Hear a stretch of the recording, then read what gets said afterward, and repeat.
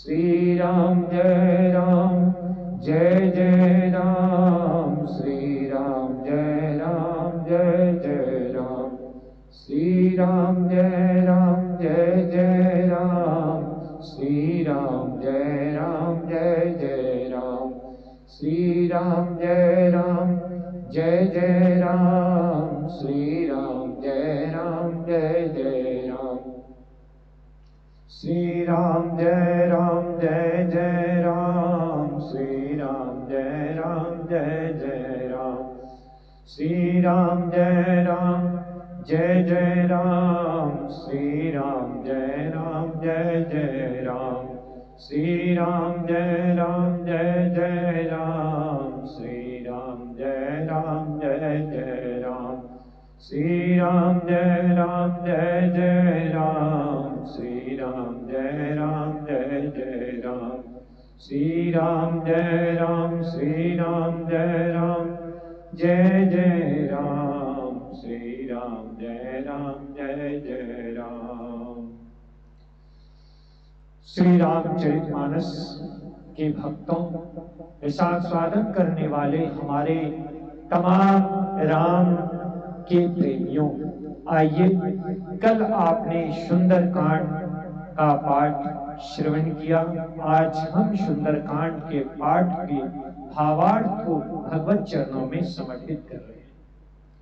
ओम श्री हनुमते नमः। ओम श्री रामाय नमः। शांतं शास्तं प्रेमघनं निर्वाण शांति प्रदं ब्रह्मा शंभो फणीन्द्र शिवं मनीषं वेदांत वेदं विभुं रामाख्यं जगदीश्वरं शूरगुरुं माया मनुष्यं हरि वन्दे अहं करुणाकरं रघुवरं भूपाल चूड़ामणिं नानास्पृहा रघुपते हृदय स्मृते सत्यं वदामि च भवानिखिलान्तरात्मा भक्तिं प्रयच्छ रघुपुंगव निर्वरामि कामादिदोषरहितं कुरु रामचरितमानसं च। हे रामायण के श्रवण करने वाले रसिकों,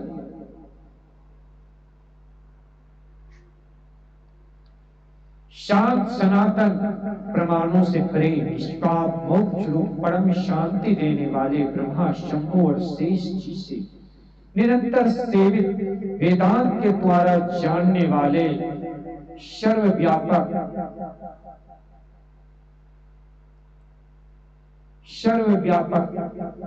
देवताओं में सबसे बड़े माया से मनुष्य रूप में दिखने वाले समस्त पापों को हरने वाले करुणा की खान रघुकुल शिरोमणि राजाओं के शिरोमणि राम कहलाने वाले जगदीश्वर की मैं वंदना करता हूं।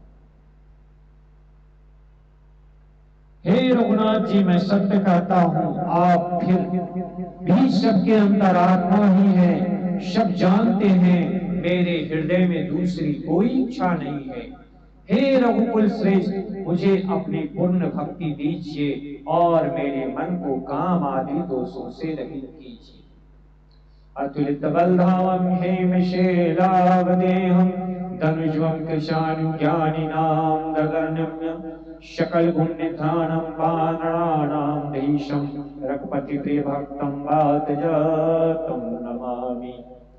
अतुल बल के धाम, सोने के पर्वत के समान क्रांति युक्त शरीर वाले दैत्य रूपी अग्नि रूप ज्ञानियों में अगण्य संपूर्ण गुणों के निधान वानरों के स्वामी श्री रघुनाथ जी के प्रिय भक्त पवन पुत्र हनुमान जी को मैं प्रणाम करता हूँ। जामवंत के सुरन वचन सुनकर हनुमान जी के हृदय बहुत ही भाई। वे बोले, हे भाई, तुम लोग दुख सहकर कंदमूल खाकर तब तक मेरी राह देखना, जब तक मैं सीता जी को लेकर लौट ना आऊं। मेरा काम अवश्य होगा, क्योंकि मुझे बहुत ही खुशी हो रही है यह कहकर वह सबको मस्तक नवाकर और अपने हृदय में श्री रघुनाथ जी को धारण कर हनुमान जी हर्षित होकर चले। समुद्र के तीर पर एक बहुत ही सुंदर पर्वत था। हनुमान जी खेल खेल में ही उस पर कूद कर चढ़ गए और बार बार श्री राम जी का स्मरण करके अत्यंत बलवान हनुमान जी उस पर बड़े वेग से उछल गए। जिस पर्वत पर हनुमान जी पैर रख के चले वह तुरंत ही पाताल में धंस गया। जैसे रघुनाथ जी का अमोघ बाण चलता है उसी तरह हनुमान जी भी चले। समुद्र ने उन्हें श्री रघुनाथ जी का दूत समझकर मैनाक पर्वत से कहा, हे मैनाक, तू इसकी थकावट दूर करने वाला बनो, अर्थात अपने ऊपर इसे विश्राम दे दो। हनुमान जी ने उसे हाथ से छू दिया, फिर प्रणाम करके कहा, भाई रामचंद्र जी का काम किए बिना मुझे विश्राम कहाँ होगा।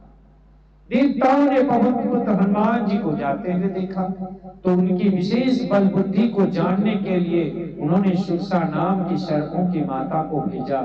उसने आकर हनुमान जी से यह बात कही, आज देवताओं ने मुझे बहुत सुंदर भोजन दिया है।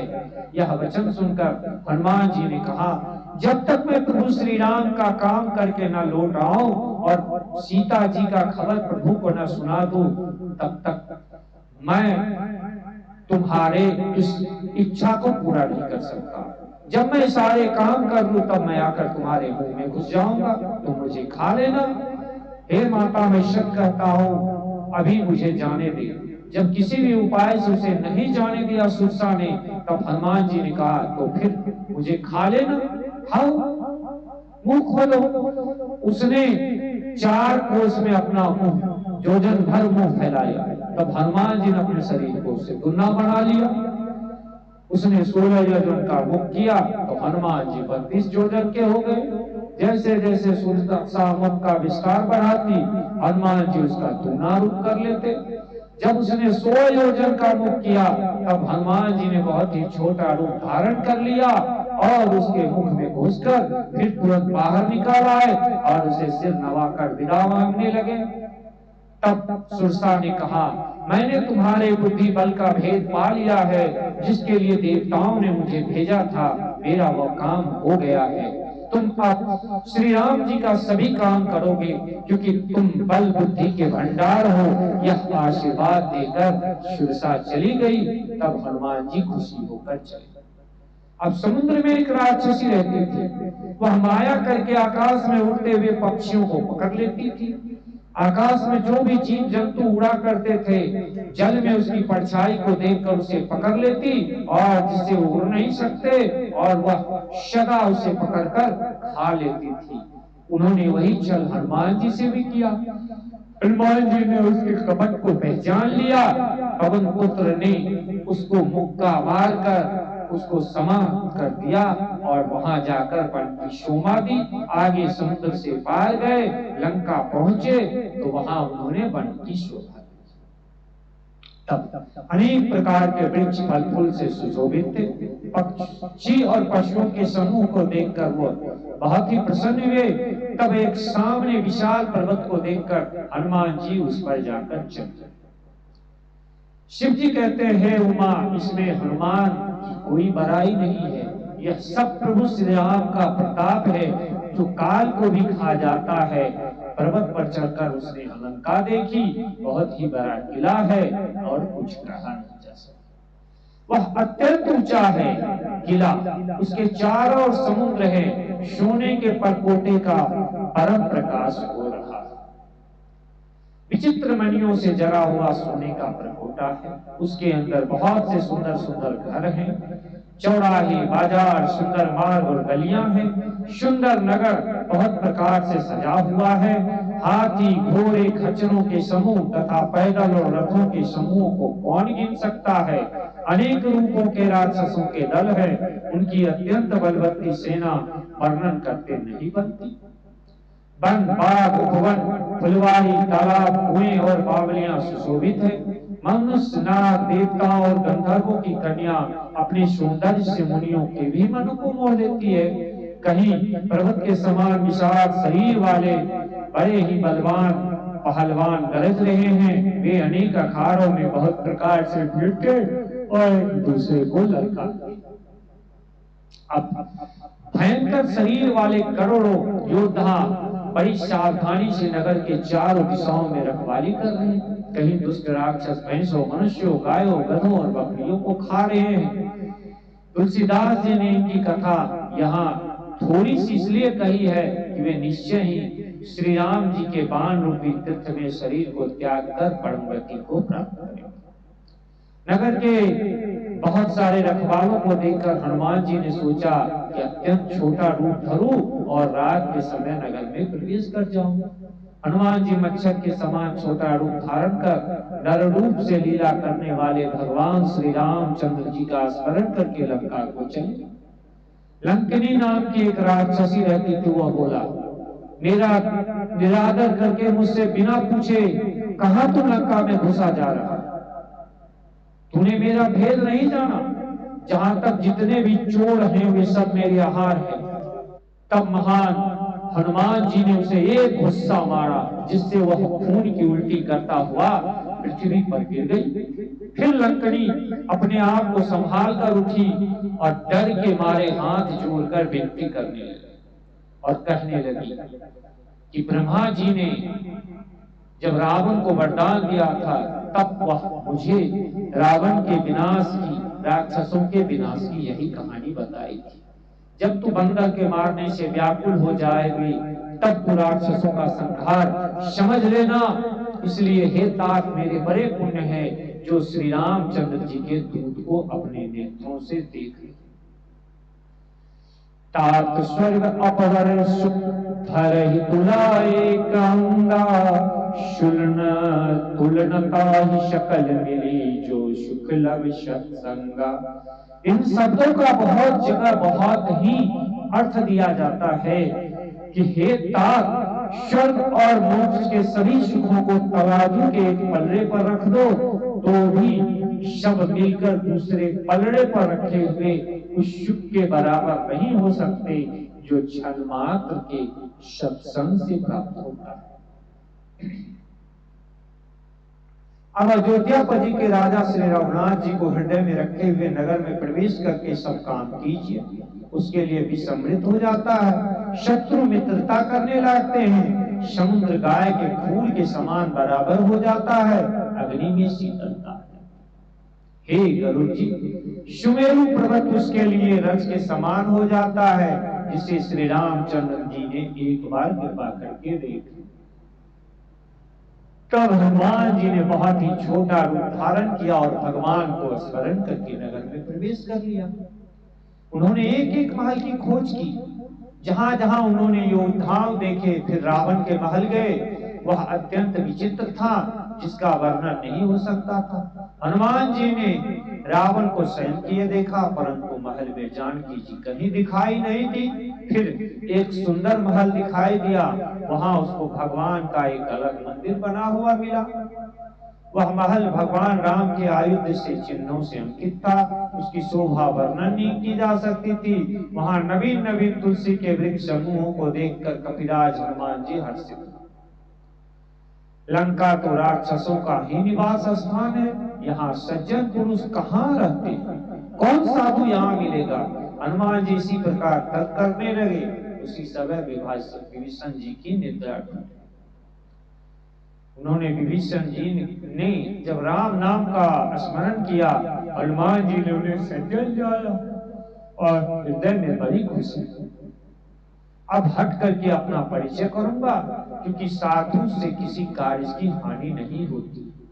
ब्राह्मण का रूप धरकर हनुमान जी ने उन्हें वचन सुनाए। सुनते ही विभीषण उठकर वहां आए, प्रणाम करके कुशल पूछी और कहा, हे ब्राह्मण देव, अपनी कथा समझा कर। क्या आप हरि भक्तों में से कोई हैं? क्योंकि आपको देखकर मेरे हृदय में अत्यंत प्रेम उमड़ रहा है। अथवा क्या आप तीनों से प्रेम करने वाले स्वयं राम हैं? मुझे बड़भागी बनाने के लिए आए हैं? तब हनुमान जी ने श्री रामचंद्र जी की सारी कथा कहकर अपना नाम बतलाया। सुनते ही दोनों के शरीर पुलकित हो गए और श्री राम जी के गुण समूह का स्मरण करके दोनों के मन प्रेम और आनंद में बंद। विभीषण जी ने कहा, अरे मेरी बात सुनिए, मैं यहाँ वैसे ही रहता हूँ, कैसे, जैसे दांतों के बीच में बेचारी जीभ रहती है। इसलिए मुझे अनाथ जानकर रघुनाथ जी क्या कभी मुझ पर कृपा करेंगे? मेरा राक्षसी शरीर होने से साधन तो कुछ बनता नहीं, और न मन में श्री राम जी के चरणों में प्रेम होता है। परंतु हे हनुमान, अब मुझे विश्वास हो गया है कि श्री राम जी की मुझ पर कृपा है, क्योंकि हरि कृपा के बिना संत नहीं मिलते। यही बात कहा है, अब मोहि भा भरोस हनुमंता, बिनु हरि कृपा मिलहि न संता। बिना भगवान की कृपा के आप भक्ति भी नहीं कर पाएंगे, आपको साधु से भी मुलाकात। जब रघुवार जी ने कृपा की है, तब तो मुझे हट करके अपनी ओर से दर्शन दिए हैं। हे विभीषण जी सुनियो, प्रभु की यही रीत है कि वे सेवक पर सदा ही प्रेम किया करते हैं। भला कहिए, मैं ही कौन सा कुलीन हूँ, चंचल जाति का वानर हूँ, सब प्रकार से नीच हूँ। प्रातः काल जो हम लोगों का नाम ले ले, तो उस दिन उसे भोजन नहीं मिलता है।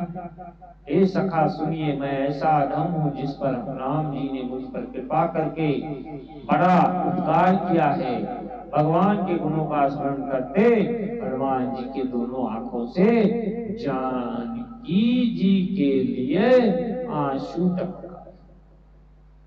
जानते हुए भी ऐसे भगवान को भुलाकर क्यों मनुष्य भटक रहा है?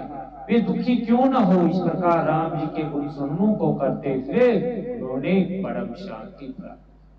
फिर विभीषण जी ने श्री राम जी की जीत जहां है वहां ले गई और वह सब कथा कही। तब हनुमान जी ने कहा, हे भाई सुनो, मैं अब जानकी माता को देखना करना चाहता हूँ। विभीषण जी ने सारी उपाय बता दिया। तब हनुमान जी विदा होकर चले। फिर वही छोटा सा मच्छर का रूप बना लिया और वहां गए जहां अशोक वाटिका में भगवान की अर्धांगिनी माता सीता विराजमान करती थी। अब सीता जी को देखकर हनुमान जी ने मन ही मन उसको प्रणाम कर लिया। बैठे बैठे ही रात्रि के चारों पहर बीत गए। शरीर दुबला हो गया, सिर पर जटाओं की लट है, हृदय में श्री राम जी के गुण समूह का जाप करती हूँ। श्री राम जय राम जय जय राम, श्री राम जय राम जय जय राम। श्री जानकी जी नेत्रों को अपने चरणों से लगाए हुए हैं और मन ही मन सदा श्री राम जी के चरण कमलों में लीन है। जानकी जी को दुखी देखकर पवन सुत हनुमान बहुत ही दुखी हुए। हनुमान जी वृक्ष के पत्तों में छिप रहे हैं और विचार करने, हे भाई अब क्या करूं, उनका दुख कैसे दूर करूं। उसी समय बहुत सी स्त्रियों को साथ लेकर चल राम आए। उस दुष्ट ने सीता जी को बहुत प्रकार से समझाया, साम दान भय और भेद दिखाया। रावण ने कहा, हे सुमुखी, हे सियानी सुनो, मंदोदरी आदि सब रानियों को मैं तुम्हारी दासी बना दूंगा। यह मेरा प्रण है, तुम एक बार मेरी ओर देखो तो सही। अपने परम स्नेही घोषलाधीश रामचंद्र जी का स्मरण करके जानकी जी तिनके की ओर से कहने लगे, हे दशमुख सुन, जुगनू के प्रकाश से कभी कमल खिल सकती है। जानकी जी फिर कहते हैं, तू ऐसा ही मन में समझ ले, रे दुष्ट, तुझे श्री रघुवीर जी के बाण की खबर नहीं है। रे पापी, तू मुझे सोने में हर लाया, अगर हिम्मत था तो तुम उनके सामने लाते।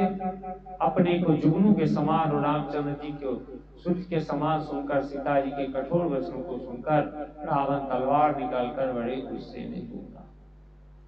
क्या बोला? कुछ पल रुके, फिर हम प्रभु चरणों में श्री रामचरितमानस को समर्पित करेंगे। राधे राधे।